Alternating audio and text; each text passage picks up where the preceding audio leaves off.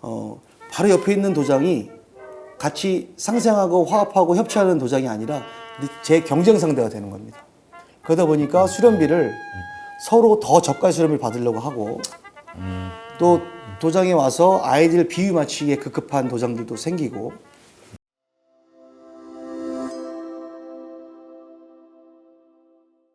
이제 우리 흔히 강남이라는 곳이 뭐 대치동, 뭐 도곡동, 압구정동 뭐 이런 곳이 뭐 학원가의 중심, 또 새로운 교육의 메카라고 이제 사람들에서 8학군이라는 이름도 좀 하고 그러잖아요. 강남이라는 특수한 곳에서 24년간 그 도장 운영을 해오시면서 우리 사모님만의 독특한 아주 성공 철학이 있지 않을까라는 그런 생각을 해봅니다. 15년 전에 대한민국에서 이슈화됐던 일이 있었습니다. 그러니까 대한민국 최고의 수련비 뭐 이런 타이틀로 지금도 뭐 30만 원 정도의 수련비를 받고 수련생을 지도를 하고 있습니다. 그러니까 강남이니까 30만 받을 수 있는 거 아닙니까? 그 점이 좀 궁금합니다. 뭐 대한태권도협회 도장 강사를 하면서 그런 질문을 수도 없이 받았습니다. 아, 그랬군요. 네, 제가 그때마다 드리는 말씀은 그럼 관장님 계시는 지역이 어디입니까? 제가 그 지역에 가면 관장님 사모님보다 뭐 더 많은 수련비를 받고 운영을 할 수 있습니다라는 말씀을 드렸는데 이게 비단 단편적인 모습만 보고 강남이니까 아니면 수련 프로그램이 좋으니까 수련 환경이 좋아서 수련비를 받을 수 있다고 생각하지는 않습니다. 아까 말씀드린 것처럼 여러 가지 요인들도 있겠지만 그중에 가장 중요한 것은 그 도장 교육에 대한 본질, 가치 그리고 운영자의 뭐 철학, 신념이 가장 중요하다고 저는 생각을 합니다. 내가 만든 프로그램에 내가 만든 인성교육이나 사람들 그 사범의 가치 이런 것들이 같이 겸비되면 50만 원, 100만 원짜리도 가능하겠다는 얘기로 들려요. 그렇습니다. 네. 요즘 우리 코로나 시국, 뭐 코로나 전국 뭐 이렇게 또 얘기를 하는데 어떤 도장이도 전부 다 힘들고 어려운 시기를 겪는 것은 사실이에요. 그러면 우리 소상무님도 예의 없이 겪고 계시는 걸로 이제 다들 이해하고 있는데 어떻게 코로나 시대를 겪으셨는지 그리고 또한 어떻게 극복하는 과정을 겪고 이제 만들어가고 계신지 궁금합니다. 이번 코로나 팬데믹은 너무 장기화되고 그로 인해서 사회적으로도 그렇고 저희 도장업계에서도 상당한 타격이 있었습니다. 저희도 이제 초창기에는 다들 현명하게 대처를 하셨듯이 뭐 홈트레이닝이라든가 아니면 방역 지침에 의거해서 도장 수련을 진행을 해왔었습니다. 근데 이게 장기화되니까 다른 직업으로 이직하신 분들이 다시 복귀가 안 되고 있는 상황입니다. 아, 예. 그러니까 우리 사모님들이 예전에도 그랬지만 한 해에 4,000명씩 배출되는 태권도학과 졸업생들이 태권도를 하지 않습니다. 그러다 보니까 그 구인난에 너무 힘들었던 건 사실입니다. 근데 팬데믹 때문에 더 힘들어졌습니다. 그러다 보니까 이제 관장님들께서 차량 운행을 폐지하게 되고 또 1인 도장, 사모님이 안 계시니까 1인 도장으로 전환하게 되고 그렇다고 해서 뭐 교육의 질이 크게 떨어지지는 않겠지만 아무래도 태권도 업계가 사실적으로 힘든 건 사실입니다. 뭐 저 또한 그 영향을 받고 있고 그걸 좀 극복해 나가기 위해서 열심히 노력을 하고 있습니다. 다행스러운 것은 이제 현재는 정상화가 되고 있고 뭐 여러 사모님들께서 뭐 SNS나 아니면 다른 활동을 통해서 또 이렇게 태권도에 대한 가치나 이런 뭐 교육에 대한 여러 가지 부분을 홍보하고 계신 고무적인 일도 있고요. 뭐 저 또한 이렇게 열심히 하고 있습니다. 우리 기업을 하다 보면 주식회사가 개인 기업이 아니라 주식회사라고 하는 게 있잖아요. 네. 그래서 우리 도장, 1인 도장 사범님들이 작은 도장을 하게 되거든요. 좀 20평, 25평 겨우 이제 허가 낼 수 있는 정도의 평수를 가지고 운영을 하는데 이분들이 이제 주식회사 개념처럼 모으시는 거예요. 그래서 자기 도장을 다 이제 정리하고 또 좀 더 큰 대형화 시켜서 4명, 5분, 뭐 3명도 좋습니다. 이렇게 모이셔서 도장이 좀 대형화돼서 나는 이과 상담은 내가 맡을게.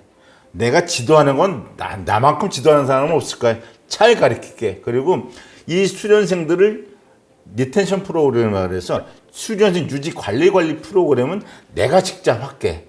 그래서 관리하고 전화 상담하고 가리키고 모든 분 유기적으로 만들어줘서 좀 더 많은 수약을 놀리게 되면 혼자 하는 것보다는 그래서 그분들이 대표 사모님이라고 만드셔서 주식회사처럼 움직여지는 거지. 네. 그렇게 되면 그것도 한 시대적 환경 변화에 따른 또 우리 도장의 또 새로운 변화되는 모습이 아닐까라는 생각도 듭니다. 그 선구자십니다.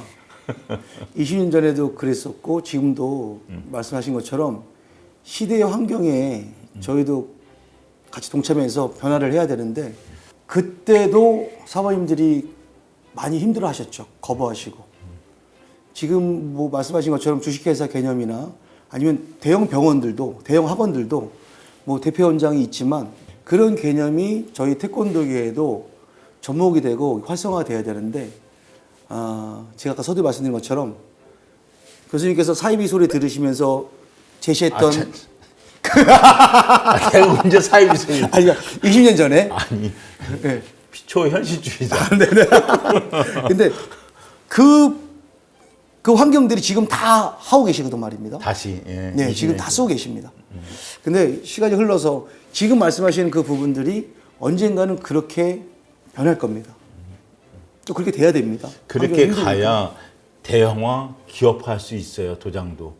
그래야 질 좋은 서비스, 질 좋은 사범의 가치, 태권도의 질, 태권도의 가치를 더욱더 높일 수 있고 국가적으로도 커다란 우리가 이 행사를 할 수 있는 권한도 생기고 그럴 겁니다. 예. 근데 그러려면 이제 전제돼야 되는 조건은 그 의식 변화, 우리 사모님들의 마인드 개선이 중요합니다.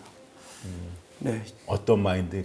지금 도장을 운영하시는 분들은 사범이라는 칭호보다는 관장이라는 칭호를 쓰고 계시고 그 도장의 뭐 체육관의 주인으로 생각하고 계신데 그분들이 갑자기 그렇게 주식회사 개념이라든가 아니면 같은 의료법인 이렇게 해서 과연 그게 가능할 것인가? 바로 옆에 있는 도장이 같이 상생하고 화합하고 협치하는 도장이 아니라 제 경쟁 상대가 되는 겁니다. 그러다 보니까 수련비를 서로 더 저가 수련비를 받으려고 하고 또 도장에 와서 아이들 비위 맞추기에 급급한 도장들도 생기고 그러다 보니까 태권도 질적 사회적인 뭐 지위 뭐 이런 것들은 유명무실하게 되고 있는 상황이라서 가장 중요한 것은 이제 태권도 업계 종사하시는 분들의 그 마인드 개선, 생각의 변화가 필요한 시기가 아닌가. 이런 식으로 가면 서로 다 공유할 수밖에 없다.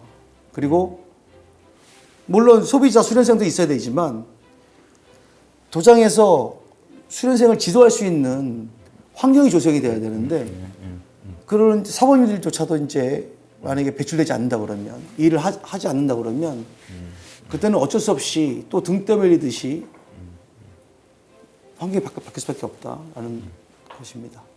대한민국 전체의 태권도의 모습이 어떤 방향으로 발전했으면 좋겠는가 하는 생각이 있으시면 좀 말씀해 주세요. 누차 말씀드리지만 태권도 사모님들에 대한 마인드 개선도 물론 중요합니다. 근데 정보의 홍수 속에 살고 있어서 프로그램이라든가 이런 여러 가지 시스템은 잘 구축이 되어 있다고 생각하는데 아쉬운 점은 태권도 사모님을 안 하려고 하는 이런 제도적인 구조적인 부분. 그러니까 세계 태권도 본부인 국기원이나 사법 양성을 하고 있지 않습니까? 지도적 교육을 하고 있는 기관. 그리고 대한태권도협회 그리고 각종 17개 시도에서 좀 환경적인 부분의 개선이 필요하다고 생각을 합니다. 그러니까 제도적인 개선이 이루어지지 않으면 현장에서는 그런 부분이 상당히 힘듭니다.